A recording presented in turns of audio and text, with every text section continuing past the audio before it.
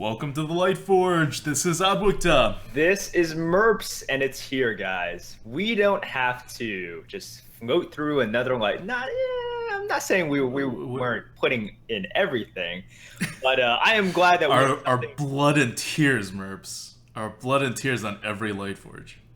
Yeah, but I just want to say that I am so glad that we have an expansion on the horizon. 2 weeks, and we have the first wing of. So what is this expansion called? One Night in Karazhan. Okay, and Karazhan is spelled normally, right? Like Karazan. You know the way it sounds. Well, we all know normal for you is not normal for everyone else, so... That's normal for the English language. I feel like I pronounce the English language better than other people. That's my personal opinion. And I feel like other people, like, conspire to pronounce it incorrectly, and then by democracy, they make it actually, like, the way you're supposed to pronounce it. And then I'm on the outside. Well, you're on the outside for a lot of things, man. All right. So One Night in Karazhan, it has a wonderful theme, and the wonderful theme is disco, because that's not weird at all. What Hearthstone is about is not this, like, you know, fantasy world with, like, ogres and orcs and magic and dragons. What it really is about is tentacles and disco. Well, that's the entire thing with Hearthstone, right? It takes this semi-serious and dark, dramatic world of Warcraft, and it turns it into this alternative sort of. Okay, what do they do during the tentacles downtime? and disco? Like, can you pick more random things in the world to, like, make expansions out of? This is 2006. This is what we're getting from Hearthstone in 2006. It is tentacles, and now I don't even know what the third expansion is going to be, but right now I would not be surprised if they were like goats. It's going to be about goats. See, this makes sense because you're operating 10 years, different than what everyone else is operating in. So I guess that kind of makes sense. Okay, so One Night in Karazhan. And there's no... Okay, the other thing that I don't like about this expansion, because I hate this expansion already. And normally I like expansions. When an expansion is announced, I get excited because I play this game, and new expansion means new cards, and they have pretty good themes. But for Old Gods, I heard about it, and I was like, alright, this is really cool. And then as they revealed more and more cards, I was like, alright, this is getting very non-arena and kind of like, not very exciting, and there's way too many tentacles. And then by the end, I was kind of on board again. This I'm just against right off the bat. It's a disco-themed one where the whole entire point, there's no, like, adventure, there's no, like, combating evil or whatever. You're invited to, like, a party, right? That's the whole theme of this, from what I understand from the trailer. Mm-hmm. Yep. You're invited by a younger version of Medivh, even though Medivh is already in the game and he's old. And you're going to a party that is apparently in the 70s. Well, it's not necessarily in the 70s. It has a theme to it. Medivh just wants to have fun. That's it. He just wants to have fun. See, that's why I don't understand this expansion. I don't understand the concept. From its very core, apparently. It's just not made for me. And even worse, okay? And this may just be the OCD thing in me.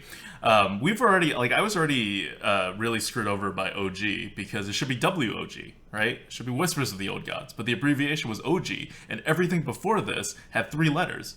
Nax technically had 4, but you could do NAX. Everyone knows what you mean, right? And Whispers of the Old Gods, when it was being released, everybody was all over the place with the abbreviation. People said WOG, WOTOG, and now it's just kind of OG. OG is kind of what we settled on. But what are we going to do with Karazhan? Actually say Karazhan? No, that's way too many. That defeats the purpose of an abbreviation. It's just one word. Let's move on. People are calling it Kara. That's the thing I have seen the most. Kara, Kara. But that's 4 letters. It's not 3. We're not naming a hurricane here. This isn't Hurricane. And O and IK just looks really stupid. No. Just call it Karazhan. Whatever. Move on. It's gonna be hard. Move on. It's gonna be hard when they shove it in your face for like the entire month. It's a 1-month release. We're gonna have to talk about Kara all the time.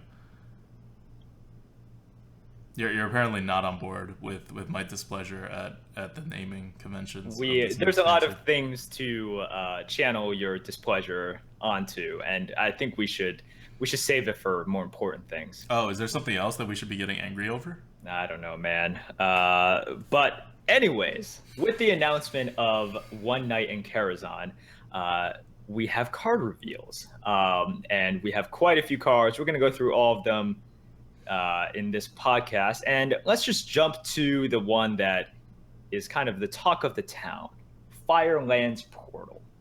So why is Firelands Portal? Oh, so we're going to be showing this on the video. Like, if you're watching this on YouTube, we'll show all the cards. If you're listening, we'll read out all the cards. It's going to be a pretty normal kind of card review because we've only been shown some cards. We haven't been shown all of the cards. And next week, we're actually going to go over how the meta is going to kind of change for the first wing. And we'll do it the same way we did if you were listening to us back in League of Explorers. We're going to do this wing by wing for card reviews, but we figure we just start right now because what the hell. It's the new expansion announcement. We have some cards. So we're going to start off by talking about the most controversial card, Firelands Portal. It is a mage common spell, 7 mana, and its effect is deal 5 damage and summon a random 5 cost minion. So it's pretty good, right? It's a heavy card. It reinforces the idea of the mage being this heavy, value-oriented control class, and it also gives them another spell, right? Mages are spell heavy. They are the control class.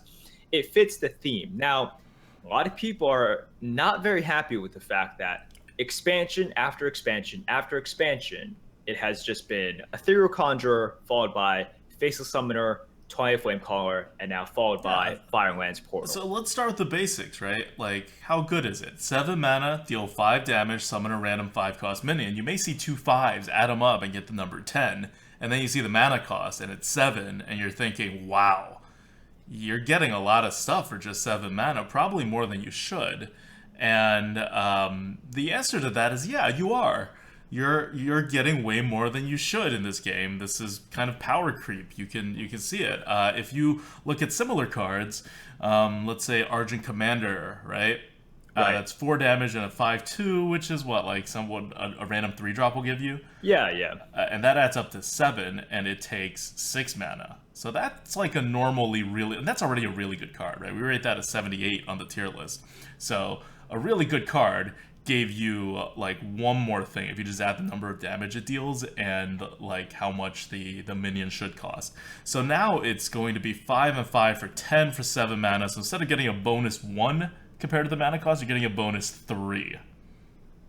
Yeah, if you look at these combination cards, or what I like to call split cards, right? Split cards are cards that do 2 things at once. Typically, if you look at them, there's a cost associated with a split card, right? You just talked about Argent Commander, that it deals damage and it leaves a body most of the time, right? Mm-hmm. Another split card that is very common in the arena is something like a Stormpike Commando, right? Yes. 5 mana, 4/2, deals out 2 damage. Now, so that's 3/2/5. So it's 5 mana for 5. Right. 5 mana for basically 5, or like the 2 damage you could say is worth like 1. 2 mana is pushing it a little bit, right? So there is, I mean, 5 damage is also worth less than 5 mana. I'm just saying, like, the amount of damage plus the amount of stats on the board. Yeah. So you see that there is usually a cost to being able to do 2 things at once: deal damage and put down a minion, or put down a minion and draw a card, or something like that. Firelands Portal, what it does is it saves you mana, right? It saves you mana if you just add up sort of the cost associated with the 5 damage and summoning a random 5 cost minion. It actually saves you mana, and it's a big card, and it does 2 things at once. And one of my major complaints is, this is something in which is a little bit too powerful for Mage, because Mages are getting way too many of these split cards, expansion to expansion to expansion. They get Conjurer, which is minion plus a spell. Faceless Summoner is 2 minions, so it's a split minion card. Twilight. It's got the card advantage. Every time you do something like this, you get card advantage, because if you just hold it and play it in the appropriate situation, you will get 2 cards out of it. That's kind of the point, and that's why they're all very high mana cost cards. Right. I mean, it's part of the reason why something like Kraken is god tier, right? It's so good because you get the damage and you get a body. Mages getting a lot of these split cards makes it very dangerous because split cards are extremely powerful in the arena. Like they are basically the definition of 2/1s, right? And you get a lot of 2-for-1s in the arena, you're going to win. And for the past 3 expansions, mages have been getting these premium split cards, and we're getting to a point where other unless other classes get really, really good cards, you're just not going to be able to keep up. And even if you get something really good, like a bog creeper universally is very good, right? But there's always a danger in getting a bog creeper sapped, getting a bog creeper hexed or something like that. So there's an easy counterplay. It's much harder to have a counterplay against Firelands Portal, in which you've already gotten more than 50% of its value just by on the front end. And then if they do something to the back end of your spell, well, whatever, you got value out of it anyways. Mm-hmm. So how much would you say, well, if there was a card as a summon a random 5-cost minion, how much would you, what mana cost would it be about Yeti level? What mana? That's a strange question. So you're basically saying what would I gladly pay for a random 5-drop? Mm-hmm.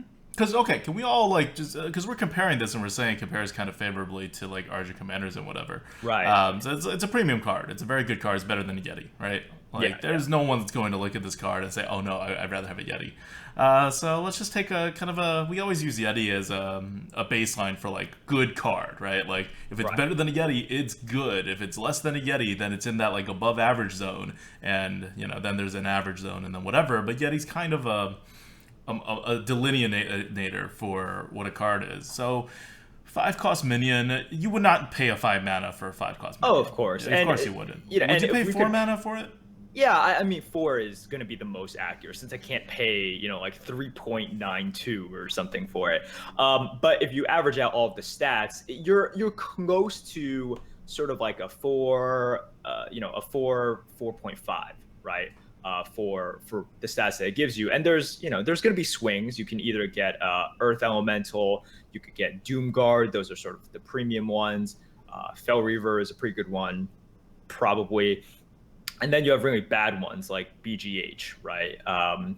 And so the RNG sort of takes away from it because if you're a good player, you want consistency. But I think 4 mana is about what you would pay for a random 5-cost minion. 4 mana? I wouldn't say so. I think it's good value. Like, it's valued appropriately at 4 mana. But I take a Yeti over a random 5-cost minion. Oh, yeah, of course. I think. Okay, so you're not at Yeti level yet. That's no, kind of what I'm saying. This goes back to what I'm saying, because I can't pay 3.92 or whatever. Right, okay. So at 3 mana, you'd obviously take that over, like, let's say, like, Spider Tank, right? Like, you'd obviously take a 5-cost minion over a Spider Tank. Oh, yeah.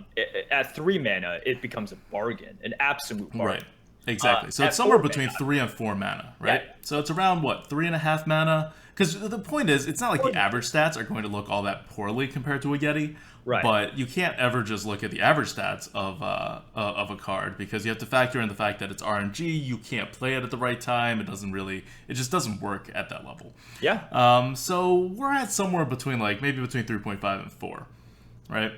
Yeah, somewhere around there. And now we're dealing 5 damage, right? Which is somewhere between 3.5 and 4. Because for 3 mana you deal 4 damage. For 4 mana you deal 6 damage, which is Fireball and Shadow Bolt, right? So we have all those cards. So are you really saving mana? Maybe. Not really. You're kind of saving a little bit of mana, but not. You definitely don't save a full mana. You don't even save half a mana. You save a very tiny bit of mana. If I were to value this card, and I don't care about the fact that in every other card that me as Blizzard has kind of printed, we have given an additional cost to putting abilities with minions. If I don't take that into account, and I'm just looking at it from a pure added up math kind of sense, it's a 7 mana card. It's pretty fairly valued. Now, it's fairly valued. But then if you look at it and compare it to something like Argent Commander, and you say, well, 4/3 is worth like 2.5 mana, and then dealing 4 damage is worth something like 3 mana, so you're at like 5.5 mana, and this is 6 mana. You're like, all right, you're paying a little bit of a penalty. This one's getting a little bit of a benefit. right. I mean, that's what it boils down to. The fact that it is not being penalized at all, right? And a lot of cards are being penalized for having 2 effects, even some very good cards within the arena. But so what I'm trying to get at is you're not really going to gain tempo by playing this card, even though it looks like you're getting like 10 stuff for 7 mana. You may think like, oh, I'm going to play this card and be so ahead on the board. It's a maybe, but probably you're going to be about where you would be if you played a 7 mana card, or a 3 mana card plus a 4 mana card is probably a better way to measure it. Yeah. No, I mean, okay, it's not so insane in that you get a discount for doing all of this stuff. It's relative, right? It's all relative. Like, so the point I'm trying to make is that this is not an amazing card. Like, I know you started out this whole discussion with talking about, like, oh, look at all these overpowered cards. It's like, Ethereal Conjurer. It's like Faceless, Faceless Summoner. And those cards are not that overpowered. They're just very powerful. They're at the top end of the spectrum of power, but there's a lot of them. Fireballs are there, like Ethereal Conjures are there. I'm going to look at our tier list right now. Yeah. And like I'm not just like playing the devil's advocate here or anything. I feel this way. And you're going to hear this when we talk more about this card and this, and it's not really a controversy so much as the evaluations of this card. Looking at our tier list, Flamestrike is a 94, Ethereal Conjurer is at 84, Fireball is at 84, Kraken's at 84, Faceless Summoner is at 82, Sunwalker is at 82, Bog Creeper is at 80, Argent Commander is at 78, Blizzard 78, Bomb Lobber 78, Flame Cannon 78, Piloted Shredder 78, Polymorph, a Sludge Belcher, all 78. So this is all within like kind of a zone, right? Like Flamestrike aside, which is like super overpowered. Right. Because no one plays around it anymore. We had it lower back when people were playing around it, but like we're at the point in which there's so many cards that people don't play it anymore. This is just the top end of the spectrum. That's all it is. Firelands Portal, I can tell you right now, will be less than an 84. I can tell you right now, it will not be as good as a Kraken. You only have to look at this card compared to a Kraken to see why it won't be as good as a Kraken. And so we're not pushing any boundaries here. And I want people to really like realize this, because it's easy to see a really good card and get carried away and say, oh my god, like power creep, insanely good card, it's going to ruin everything. But it's really not in terms of a special thing. It's just one more. That's all this card is. It's one more high-powered common that the mage has. Right. Well, it took a while to get there, but that's what I wanted to say in terms of like, when you say something is amazing versus not amazing, like we have to define what amazing is, right? Mm-hmm. Because that's a term that everyone uses differently. You can use amazing as in muster for battle amazing, or you can use amazing as in like pit fighter amazing, right? Right, exactly. And there's a huge gap between those two cards. I mean, I agree. I think most of the complaint is just the fact that it's another very good card for Mage. Mm-hmm. I don't think the majority of people are saying that it is muster for battle. So we're moving. Yeah. So I just want to make sure we're talking very specifically and that we know what we're saying, because it's really easy to go out there and say this is really good, right? Like that. Yeah, sure. I say that about Pit Fighter, but if you're not thinking about this in terms of its actual value and you're just looking at it as good, you're missing a large chunk of the picture. So we're going to move from how good this card is, which we've just kind of, I think we've been pretty precise at this point about comparing it to some similar cards and arriving at a rough value of where this card is. And we're going to move on to how will this change the meta, right? Like how will this affect the mage? How will this affect the balance of power in the arena? Which is also very important. And the answer is, I don't think it'll affect the balance of power in the arena at all.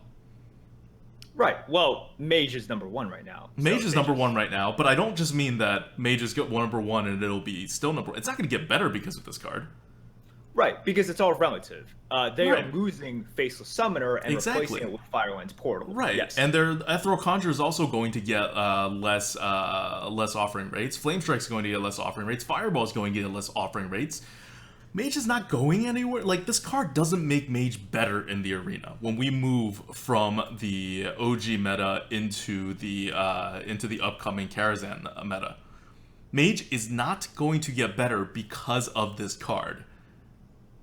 And I think that's kind of a point that a lot of it's just not being brought up. Like, maybe people are thinking about it in the back of their heads, but all I read, and I've been reading, a lot about this, and I've been watching videos, all I hear is, this is such an amazing card. And if I'm just watching this and I'm just reading this, one, I think this is one of the best cards ever. The way the conversation's going, and it's really not. It's not even one of the best common cards. I mean, it's one of the best common cards, but it's not pushing the envelope. This is not a fire elemental. This is not a flame strike. There is a tier above this card that's already existing. Or I think this is going to be like the camel that's the straw that's going to break the camel's back, right? Like, the mage has gotten so many good cards, so many good cards. You just could not add one more good cards and still have the mage be like, at all balanced in the arena with anything else. The mage's balancing hasn't changed by adding this card. Now, the instant Blizzard stops doing things like this, the mage will kind of fall back to what we would like it to be, right? Rather than the number 1 or potentially number 2 class in the arena. And so, there's no point to keep printing these cards. But it's not actually going to change the position of the mage. It's a So instead of viewing this as like Blizzard is going around screwing everything up with arena balance, instead it's Blizzard is not taking an action in which it will help arena balance go back to being more just becoming more balanced. It's not exasperating the problem, but it's also not helping the problem. Right. It's preserving the status quo. Right. Exactly. And I think that gets lost in a lot of the discussion. No one's walking around saying, this is preserving the status quo. It all sounds like, oh my god, why is Mage so powerful? Mage has been this powerful forever. For like 2.5 years, Mage has been this powerful in Hearthstone. Since release, Mage has been this powerful. So yes, it would be nice if Mage was less powerful, but this is a very different balancing issue than, let's say, Warrior, where the Warrior was bad, and you didn't print any good cards for the Warrior, and you gave an offering bonus in TGT to the Warrior. Well, now Warrior went from being one of the worst classes, if not the worst class, to being like so incredibly bad that it's out of the meta. That's not happening here. Like, I want that to be perfectly clear, that there is a big difference in terms of the scale of effect that this card is going to cause, and the answer is, it's not going to cause any effect. Yeah, I think that's fair, and it's a good clarification, and it's good to get that out there, right? There's a difference between getting a good card versus them like actually improving, right? Because there's no improvement. It's all relative, right? Like, if you gave this card to the Warrior, well, maybe not the Warrior. If you gave this card to, like, let's say the Shaman's going to get much better, right? Like, that's what's going to happen, because the Shaman doesn't have the same number of cards like this that the Mage has. Yeah, definitely. And within the community discussion, it's easy for sort of these two things to mix together, right? Because it's just because people aren't speaking precisely, right? And then other people who, I mean, everyone talks, everyone is loud, and then other people aren't thinking about it at the level that that they should be. But you can't obviously expect everybody to be looking at everything from like the very top picture down and looking at all the effects and keeping a good perspective on this. And so with the telephone game, it'll get out of control. Like, there's things, we're the last people to stop a riot. But in terms of like how powerful this card is and what effect it'll have on the arena, this card is very powerful, but it is not something we haven't seen before, and it is going to have no effect on the arena. That's just where things stands. Now, if you listen to the Lightforge before this, you heard our predictions about what's going to happen with Karazhan, right? Like, we called it. We sat down, we said, look, the next expansion is going to be Mage focused, which means Mage is going to get ridiculously good cards. This is fully in line with what we should be expecting in terms of the card quality that the Mage is going to get in an expansion that's about being invited by a Mage to his tower to have a party. I would have been very surprised if this card, or a card similar to it, was not published in this expansion. And, it's not that I see this card and I'm trying to, like, be a contrarian or anything. I said it in the last podcast before I saw anything, right? Like, it's just not a very big surprise that we have a card like this. And compared to what it could have been, I don't think it's that powerful. Like, it's like Murloc Knight, right? Like, when it came out, we're like, all right, well, we actually undervalue that card. But even like a month in, we're like, it's a very powerful card, but we're not pushing the envelope. It's not a true silver, right? It's not that bad. That's just kind of what I'm trying to get out there. The message I'm trying to get out. It's not that bad. It's really not. Like, calm down when it comes to like the state of the arena that's going to happen after Karazhan meta kicks in compared to the state of the arena right now. It's not going to be all that different. Sure. Now, I mean, a lot of people's response is, I am angry because they're keeping the status quo, right? Because there has been no change, and I want change. I mean, yeah, no, that's fine. That's fine, but it's you gotta like, there's levels to this, right? If you have a bad situation and you're making it worse, that's a level. If you have a bad situation, you had an opportunity to take care of it and you did it, that's a different level, right? Like, this thing has levels. And, let's get on to the most important point, probably, when it comes to Blizzard and what Blizzard's doing with this. And this is where, the gripe is completely legitimate, I think, which is, why is this card a common? Because we've seen the other card. So what's going to happen in this expansion is you're going to get 2 commons and 1 rare, right? For each class. That's what happened in League of Explorers. That's what's going to happen here. And we've seen the rare card already. It's Raving Grimoire. It is a 1 mana 1/1, and it has a battle cry that says add a random mage spell to your hand. So it is a web spinner for mages, pretty much, right? Yeah, pretty much. And we value a web spinner at 68 right now. We're actually going to change web spinner to a 64 in the next update. But generally speaking, it's a good card, right? Now we're talking Yeti level good. Now we're no longer talking like Ethereal Conjurer level good, right? Like there's levels to this. Like, you have to keep the perspective. And so Blizzard made a rare card that is less good, rare, which means you see it less in the arena, and they made this card common, which means you'll see it more in the arena. As an adventure set, there is no other difference between rares and commons. It's just the arena, because you get all these cards just by playing through the adventure. So it's not like one's actually more rare than the other, and you want more Firelands Portals to be floating around or something. There's no impact. And it's going to get worse than this. It's going to get worse than this when it comes to Blizzard logic. Like I said, Web Spinner exists. And you know what rarity Web Spinner is? It is a common. It's a common. So Blizzard actually went out of their way to take this card, the Grimoire, and make it into a rare. And they took this other card, Firelands Portals, which, I mean, you can't, this is like a minion that also deals damage. And we've cited common cards and we've cited rare cards. You can really put this in either category, right?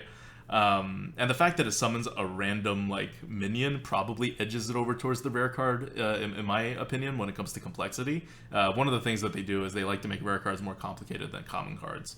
I don't think it matters in an adventure, but it's a Blizzard philosophy. So just even judging by Blizzard's own philosophies, I don't know what went on in their heads that they would make this into a common over a rare. Yeah, it makes no sense to me. Obviously, the Firelands Portal is one that is going to give mages a lot more value, a lot more staying power. It's just a better card in the arena. And I think a good point that's been made is Firelands Portal is... Okay, don't come to me for constructive advice, but I've heard that it's probably not going to be used for constructed play, right? What do people know about constructive play and what cards are going to be used there? That's wrong 90% of the time, everybody's predictions. But, it's probably not going to be used for constructed play either. So it brings up this whole entire question. It's just why? Why everything for this card, right?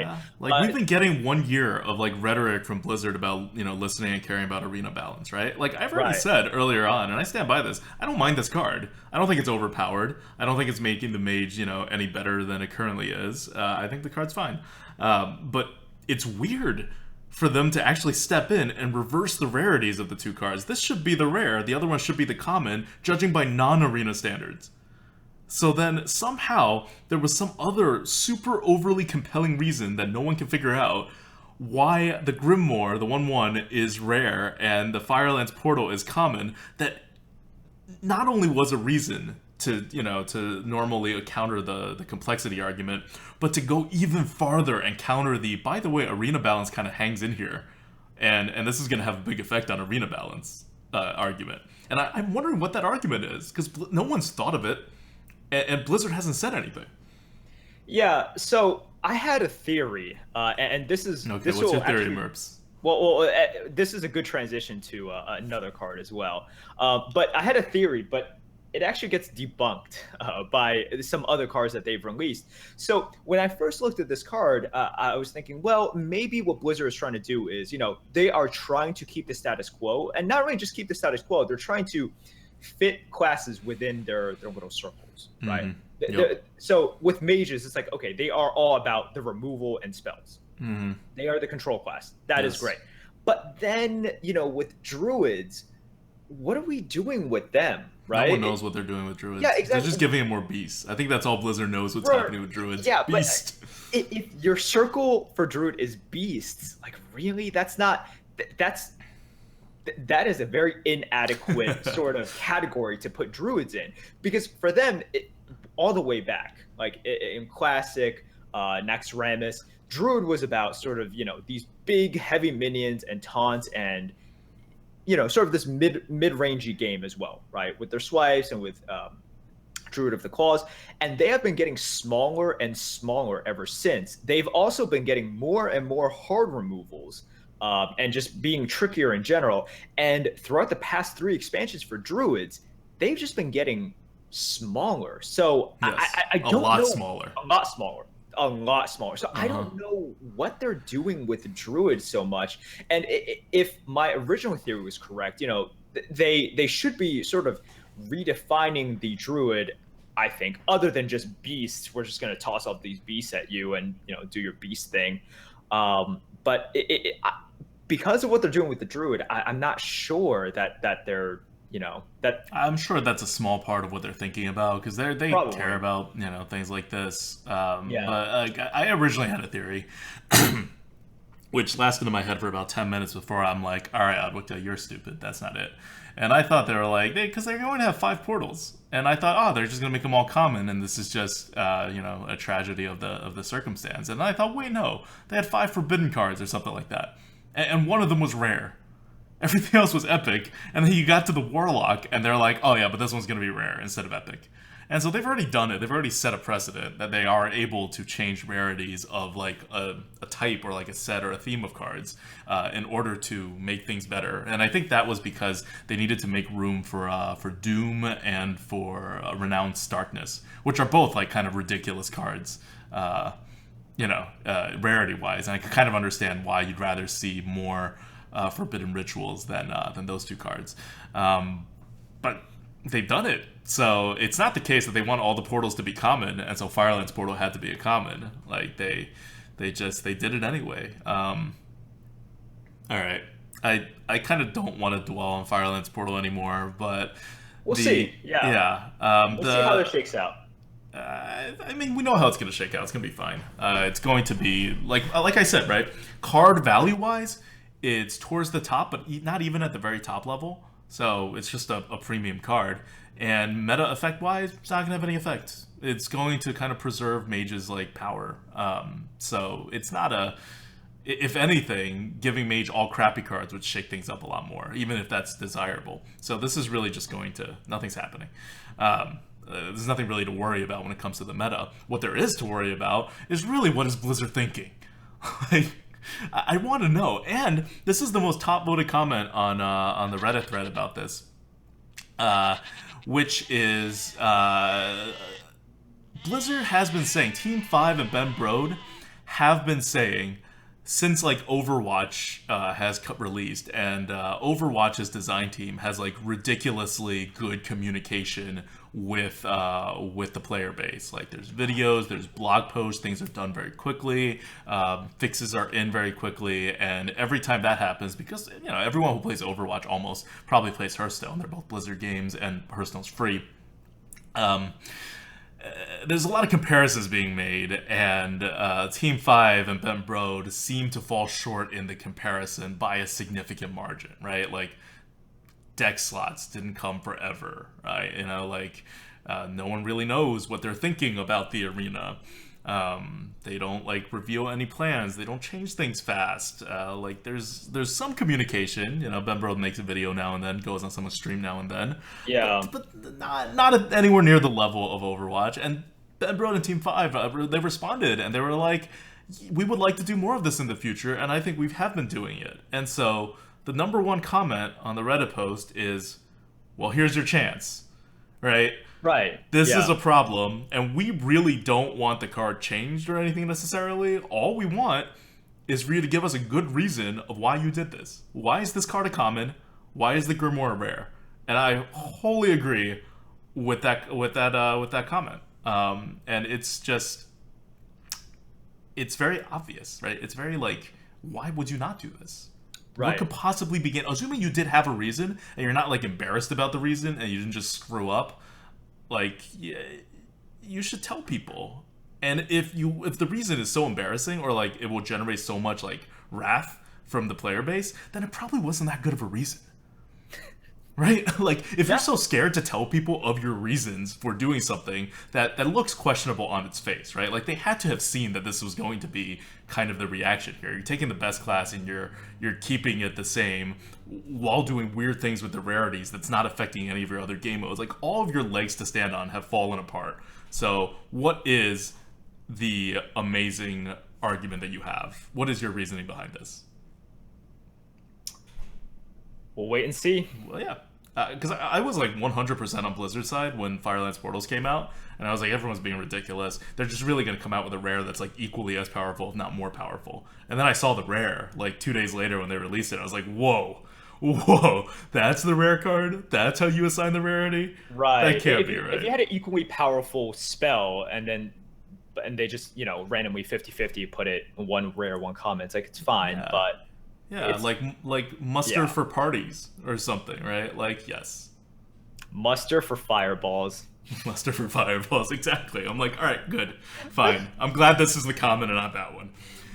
But I just, especially a card like the Grimoire, which is a web spinner clone for the mage, and web spinner is a common. Like, how do you even get there? Anyway, let's go into the actual card review. So if you guys don't know, this is gonna be a long Lightforge. We're not gonna get to the Arena Coup, which is Hunter, by the way, until later, because we got some cards to review. And I was thinking we would also talk about the legendaries, but we're really running short on time. We talked about the Firelands Portal way longer than I thought we would, but there's a lot to talk about there. This is like. About, yeah. It really gets you into the mind of Blizzard and the mind of the community. And I think the community is overreacting to like the card itself with proper reactions to what it means for Blizzard. And I don't know what the hell Blizzard's doing. So I would like to find out.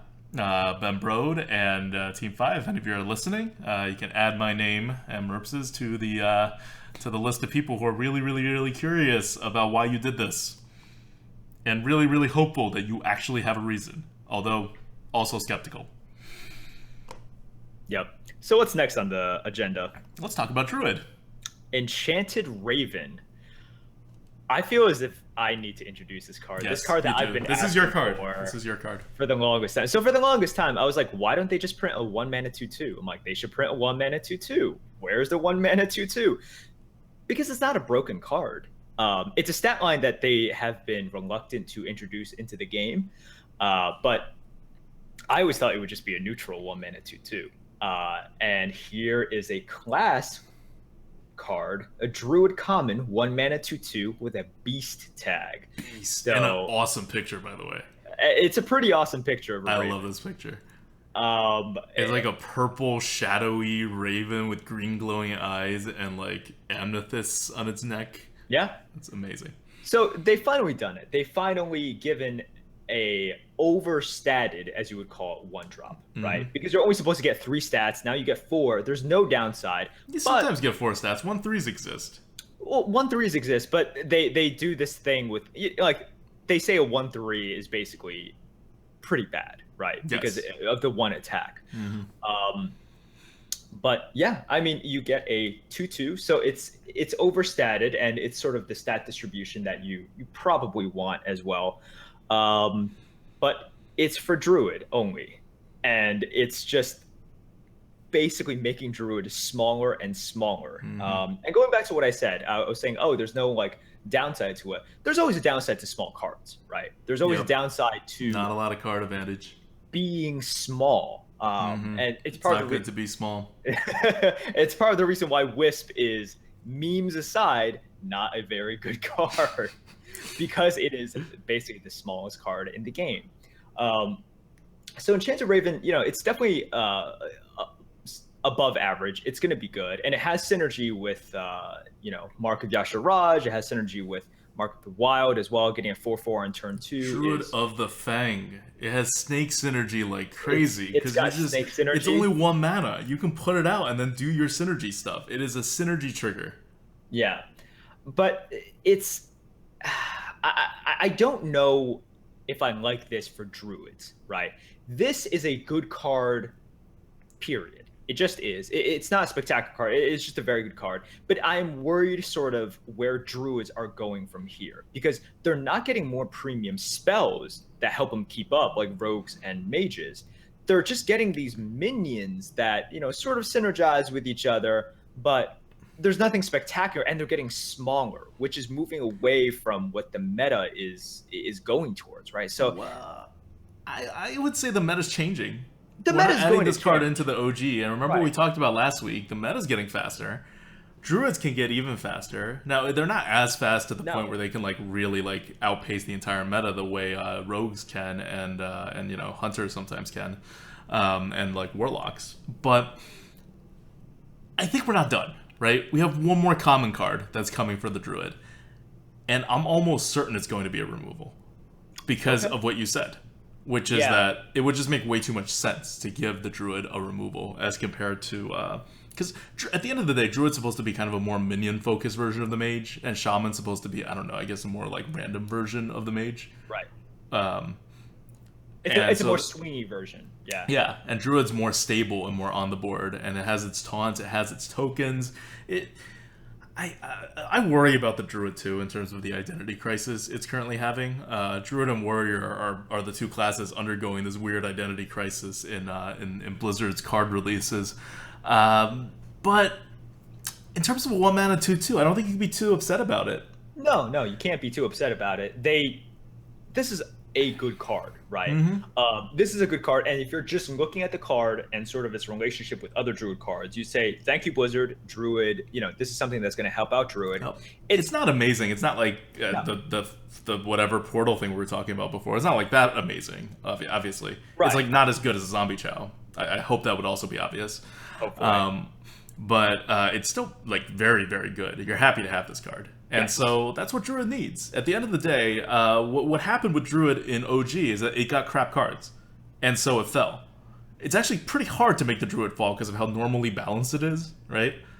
Like, it has a hero power that pings, but it's not like an overpowered ping like the other hero power pings.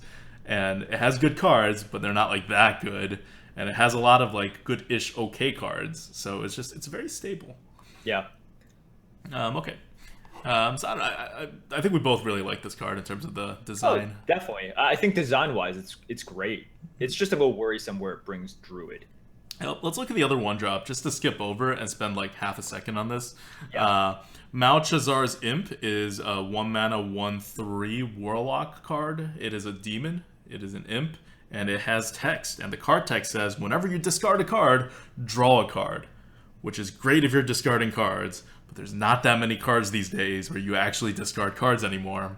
And so in the arena, it's not going to synergize all that well with much. But still, 1 mana 1/3 demon. Yeah. You can curve out into Darkshire Librarian, turn 2, right?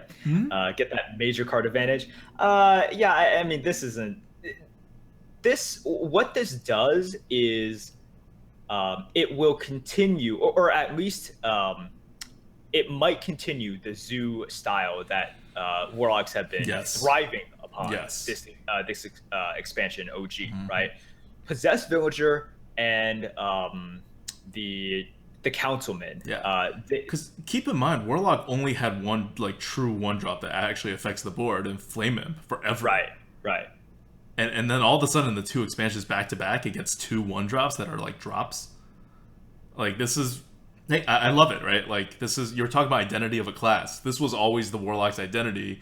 It was getting a little iffy before, and then once the identity started coming back, it started getting much more powerful. And it's obviously not as powerful as the Possessed Villager, but it's probably about the same power level in my opinion as like a normal 2-drop. Yeah, it's another demon as well, right? Yep. It's another demon, and it works with Demon Fire as well on turn 2. So it's just it's a solid card that Warlocks will appreciate, and this card just makes a lot of sense. So this is a card in which we don't have to ask Blizzard what's going on. We're like, okay, we totally understand why you made this card. Yeah, That's exactly. It. Yep, we understand, we approve. Like everyone will, even if you don't feel it, because it's not going to be ranked that high, so you're not going to pick it all that often. But when you do pick it, you're going to appreciate that it exists instead of some other weird thing in its place. Definitely. And now the other card that so here's the thing with Karazhan so far. A lot of the cards I think have like good designs, but like nothing's really like jumping out to me right now as being like, oh my god, this will change everything. Which I guess is fine, but we're just kind of coming off from like a OG bring everything back kind of expansion. I was really expecting, and this is like you're inviting to a party. I was really expecting something more crazy to come out of it. And maybe there will be, and maybe we just haven't seen it yet. But so far, these cards are not terribly crazy. This is probably the craziest card so far in terms of its potential effect on the meta. I agree. Kindly Grandmother. I just love the flavor of this, right? It's such a funny card. But it is a Hunter common minion, 2 mana for a 1/1 beast with a death rattle that summons a 3/2 big bad wolf, which is also a beast. So for 2 mana, you get a 1/1 death rattle, summon a 3/2, and both are beasts. And this is a card that I think Hunters really needed, right? Hunters have been sort of needing sticky small minions for a while now. It was nice that they got Fiery Bat last expansion, but it was just a little bit too small. And they always need more beasts, right? Yes. They need more beasts for Kill Command. They need more beasts for Houndmaster. Every expansion in which they don't get an offering bonus to Beast is bad for Hunter, because then they are behind. And Hunters do not have much room to go behind, within this meta. So Kindly Grandmother, people have been comparing it to something like a Haunted Creeper, right? In which the power level significantly increases after you kill it. But it's not really the same. It's not. No. So this card, I'm really curious, because it is going to be a card that will make the Hunter better. But how much better sort of depends on the meta and depends on sort of the other cards that go around this card, right? Yeah, but it really is.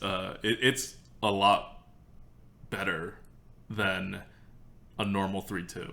Oh, yeah. Not just because you get a 1/1 out of it in the beginning, but the 1/1 effectively acts as like a delayed ping.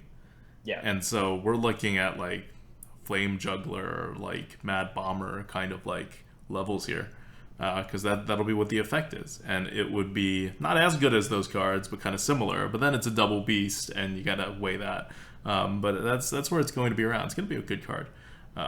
Some people think it's going to be like a not so good card because it'll actually like lose you the board potentially. But I don't think that's a big concern, because the 1/1 actually kills enough 1-drops for it to really anchor it. Right. So we brought up the Haunted Creeper comparison. At the end of the day, what do you think is better, Haunted Creeper or this card? Haunted Creeper, hands down. Excellent. Yeah, we're in agreement here. And I always want to make this clear, just because when we use comparisons, I don't want people to think like, oh, it's the exact same thing, right? But Haunted Creeper is it's the stickiest minion. It's so hard to get rid of. And it just works. You get too many bodies for such little mana. Yep. And the third body is so ridiculous. Yeah. And just having bodies left on the board is really, really good. So Yep. in the end, Haunted Creeper is still better than this card in my opinion. But I mean, Haunted Creeper in Hunter is extremely high. So we're already looking at a very high level here.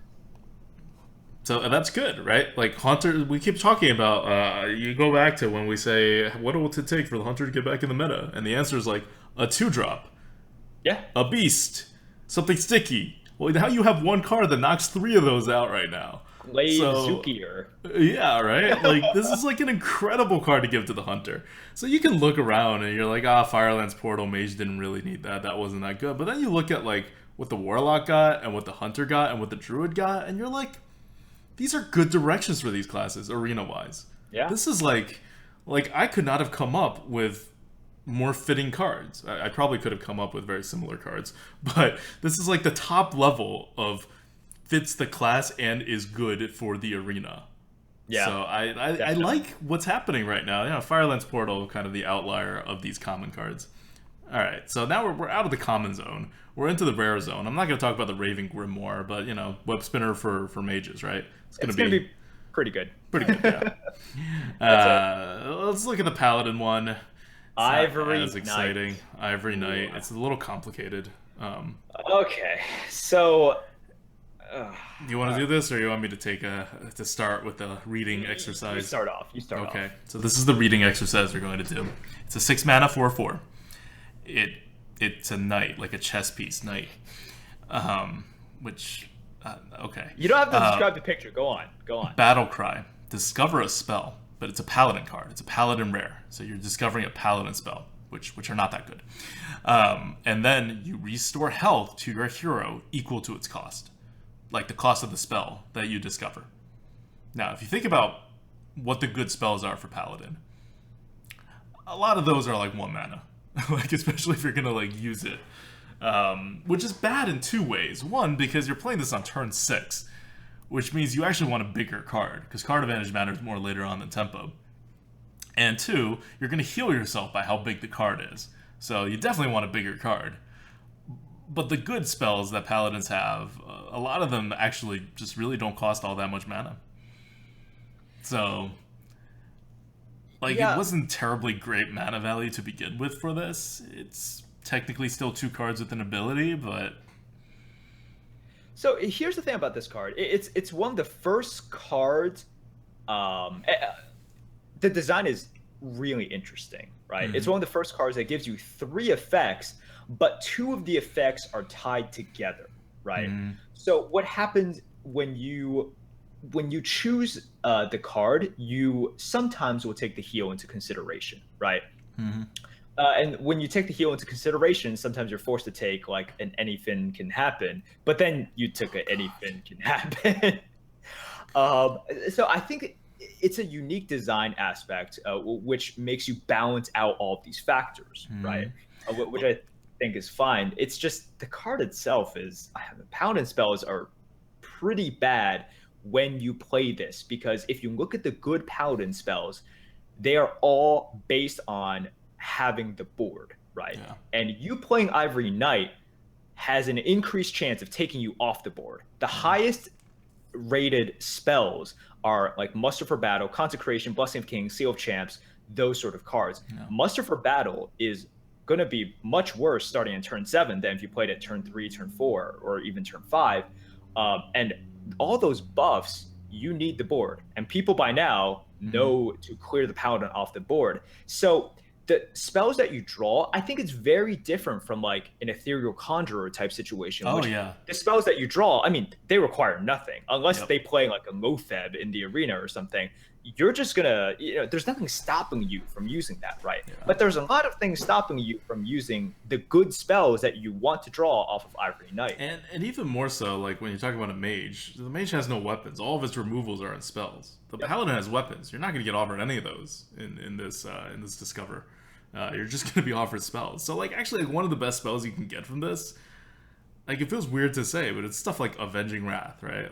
It's 6 mana, large things. It's stuff like Hammer of Wrath. Just a lot of wrath going on with this card. Because you only deal 3 damage, but you get another card. And that's really good because you care about card advantage at that point. Your calculus for which cards are useful really changes. it's it's an interesting card. It's not very powerful, but it's okay. It's not like for a card that's a guaranteed 2-for-1. It's not good, but it is still a card that's 2-for-1 and then gives you an extra ability and is only 6 mana. So it'll have its role.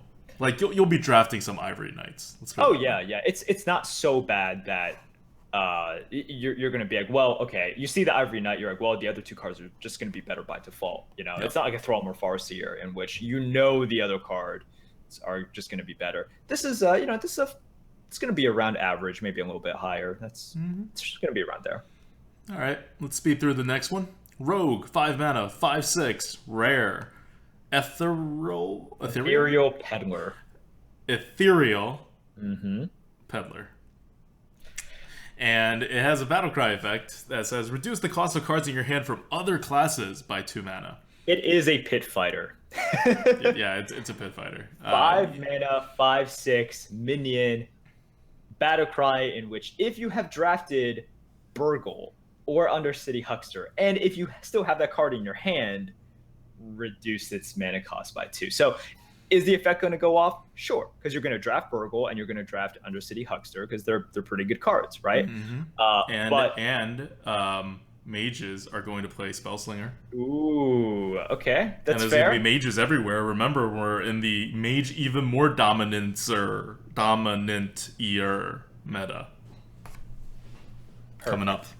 Karazhan. Crushed it, nailed it. Yeah, so look, it's gonna get some value sometimes, but most of the time, it's just gonna be a pit fighter. So yeah, not much to say about it. Oh, we already did the Grimoire. Are we done? Oh no, Deck Tracker stopped working. Okay. Okay, Bookworm is our last card that we're gonna talk about. It is a neutral rare card, and it is a dragon. Bookworm, get it? The funky looking dragon. Yeah, the art style's weird. Yeah. And he's also reading a really tiny book. So it's 6 mana, 3/6, which is not very good stat wise. It's actually really bad stat wise. And the battle cry is if you're holding a dragon, destroy an enemy minion with 3 or less attack. So Shadow Word Pain if you are holding a dragon. Right. So Shadow Word Pain, pretty good effect, right? Shadow Word Pain we have rated pretty high.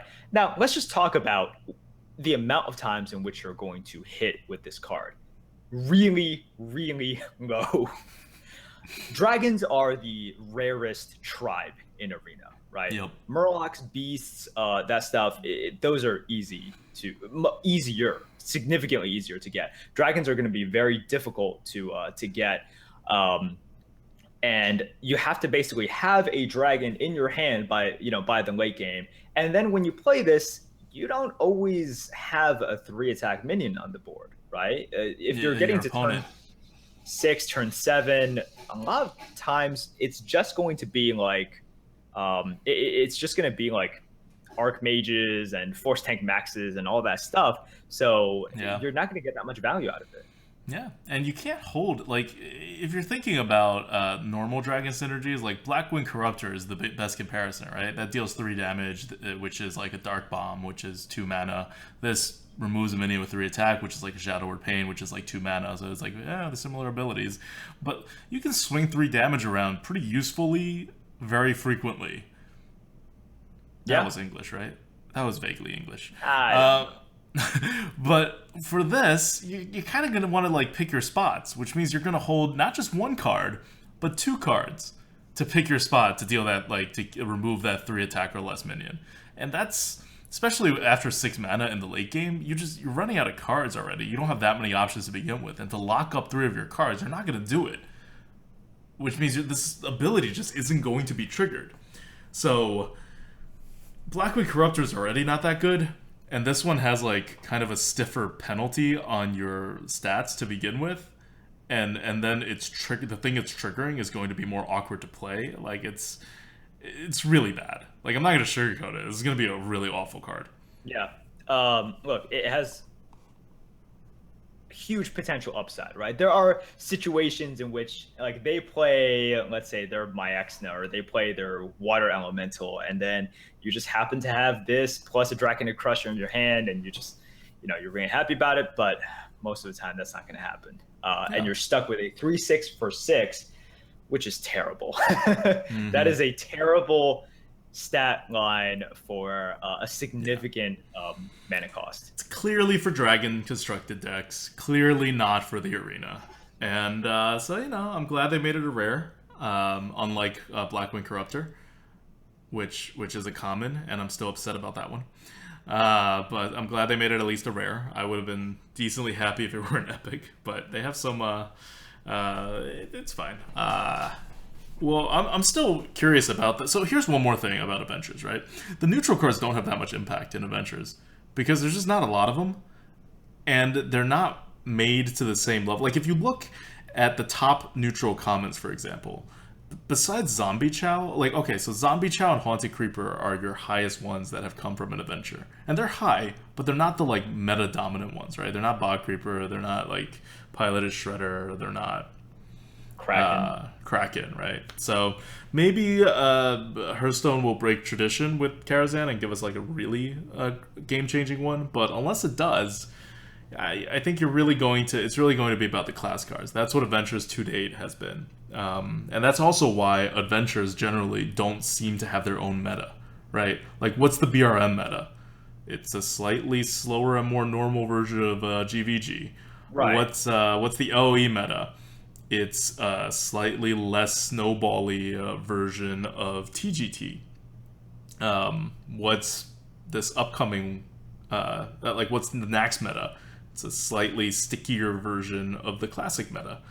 So this is going to be a probably slightly faster, hopefully, slightly tempo version of the OG meta. Slightly less taunty.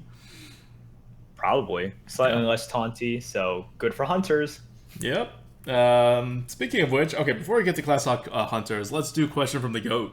Sure. Question from the GOAT for this week is, we've seen a couple of cards from the next expansion already, and some have definitely a little bit of wackiness to them. We have a chess piece for the paladin. We have a magical book for the mage. Now my question is, I want you to predict what class do you think is going to get the wackiest card?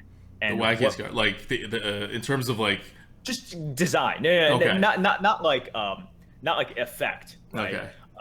Not like a 1 mana 1/1 distribute 40 damage randomly over the next random 10 turns or something like that, right?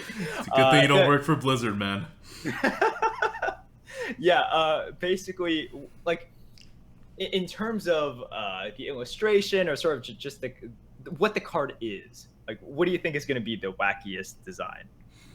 Yep. Okay. Well, I think that there has to be something incredible hidden away in one of the epics. Because so far we've seen 3 legendaries, and I won't talk about them, but they're not terribly interesting.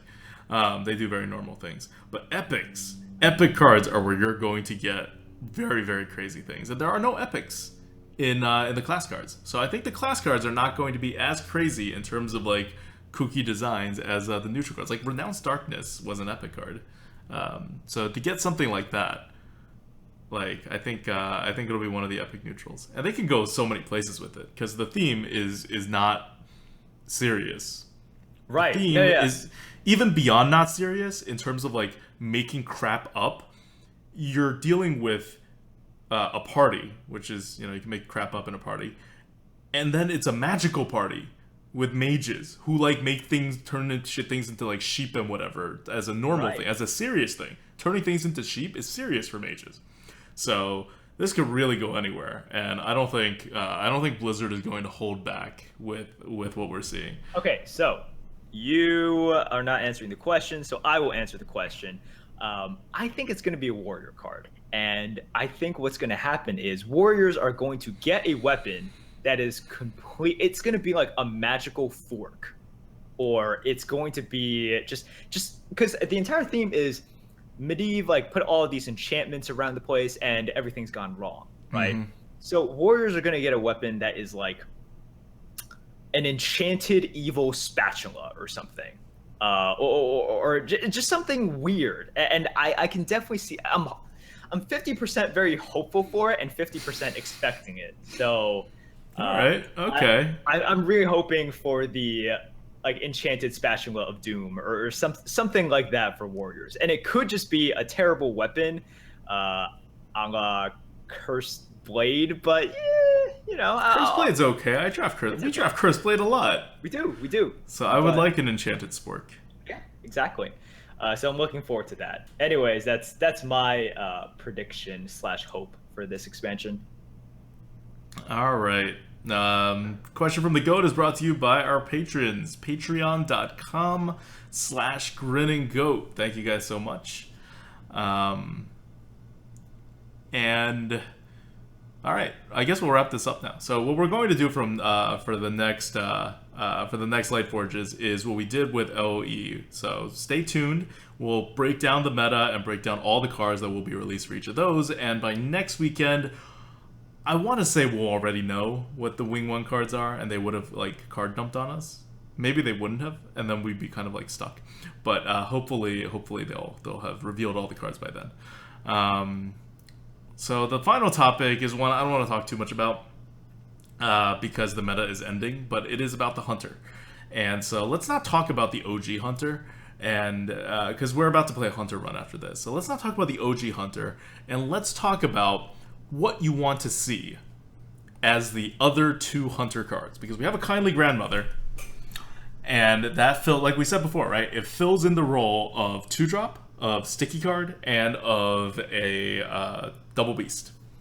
Okay. So you have one more common slot, and you have one rare slot. You could just fill in the common slot. I don't think we need to talk about the rare. But what do you want?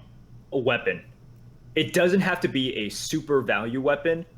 A weapon would be just being a weapon is super value, right? Have we gotten a weapon since Glaivezooka? No, I don't think we have. Was TGT really the last time we gave Hunter a weapon? It was like the best weapon ever, right? Right. It was the best weapon ever. And during that time, Hunter was actually a solid mid-tier class. It was quite, yeah. I mean, it was a mid-tier class, and then they nerfed Starving Buzzard, and then it became unplayable.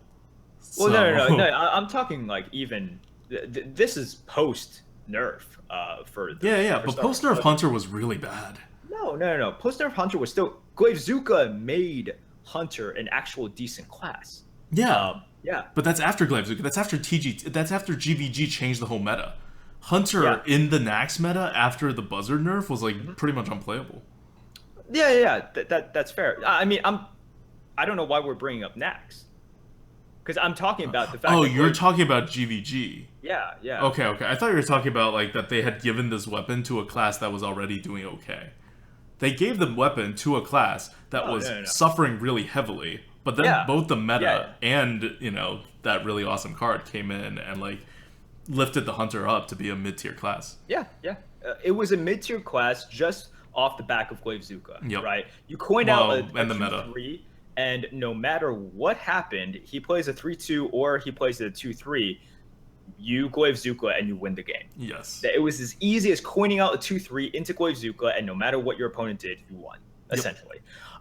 So, I mean, I'm hoping that they give Hunter a weapon, right? But let's just say the other card is sort of a vanilla minion. The fact that you're not going to see so many Cyclotrons and Bog Creepers, that's just going to help the Hunter out, period. So I think the same thing is going to happen, well, to a slightly lesser degree, but in terms of the meta is going to turn in favor of the Hunter. So if you have a weapon and then you have a 2-drop, I agree. I think the Hunter will really turn around. I think we'll be moving the Hunter into that like warrior druid tier, and away from the priest tier. Speaking of priest, we haven't seen any priest cards yet, so hopefully some interesting things to come there. But that's good, yeah. I think I agree with you on the weapon one. I didn't think about just like how long it's been since we've seen a Hunter weapon. It's unfair how long it's been. Absurd, yeah. Because Hunters should get some weapons, but they haven't been getting weapons. Everyone else has been getting weapons. Yeah, Paladin's gotten like 4 weapons since then. So and Paladin's in the same zone as Hunter as like a class that doesn't really have weapons. Right. It's not the focus of them, but they've been getting them, and they've been getting these weapon-like removals as well, right? And Hunters have just been getting left in the dark in terms of weapons. So I'm hoping for a weapon, even if it's just a rare one, that's fine because of the offering bonus. They'll get it quite often. But I think hunters and hunter players will just be really glad that bog creepers and cyclotrons don't have the offering bonus anymore. Yeah. And you know what? Glaivezooka's out of the constructed meta now because it's GVG. So Yeah. I mean, it's a perfect opportunity for Blizzard to give Hunter another weapon. Indeed. I think it's time. Do it, Blizzard. Do it. That's what we wanted the next common card to be. All right, so that's it for us. We're going to go play a Hunter run now. Stay tuned. And if you are listening on the podcast, we'll see you next week with a breakdown of the Week 1 Karazhan meta. This is ADWCTA. This is Merps. See you guys.